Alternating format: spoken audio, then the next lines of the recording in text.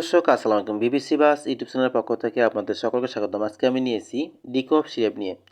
ডিকফ syrup মূলত একটি কাশির সিরাপ। এটির মূল উপাদান হচ্ছে ডেক্সট্রোমেথারফান হাইড্রোব্রোমাইড বিপি 10 মিলিগ্রাম। এটি 100 মিলি সিরাপ আকারে বাজারে পাওয়া যায়। এটি প্রস্তুত করেছে অপসোনিন ফার্মা লিমিটেড।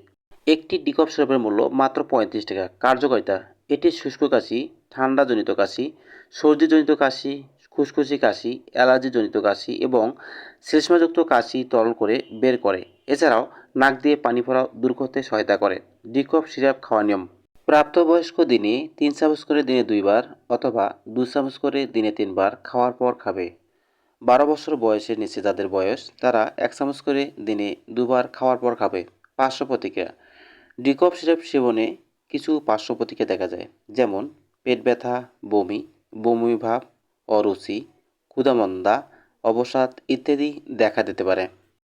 সতর্কতা: ডিকফ সিরাপটি সেবনে ঘুম ঘুম ভাব হতে পারে, তাই ডিকফ সেবনকালে মেশিন বা যন্ত্রচালিত যানবাহন চালানো থেকে বিরত থাকবেন।